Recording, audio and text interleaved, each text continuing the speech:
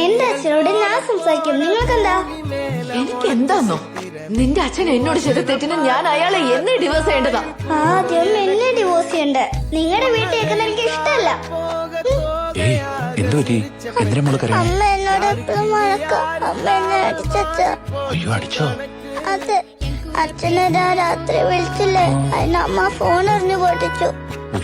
അത് ചിറ്റപ്പന്റെ ഫോണാ. അച്ഛൻ എന്നെ എങ്ങോട്ടേലും കൊണ്ടുപോവോ? അച്ഛന്റെ കൂടെ ഇരിക്കാൻ തോന്നുവാ. ഇപ്പോഴോ? അപ്പൊ സ്കൂളോ? എനിക്ക് ഇപ്പൊ തന്നെ ഡൈവേഴ്സ് തന്നെ എന്റെ കുഞ്ഞിനെ എന്നോടൊപ്പം പറഞ്ഞു വിടണം പ്ലീസ്. അമ്മ എന്തിനാ എന്നെ കൊണ്ടുവന്നേ? പിന്നെ ഒന്നും തന്നെ പറയുന്നേ. അമ്മയ്ക്ക് എന്നെ വേണം, എന്റെ അച്ഛനെ വേണ്ടല്ലേ?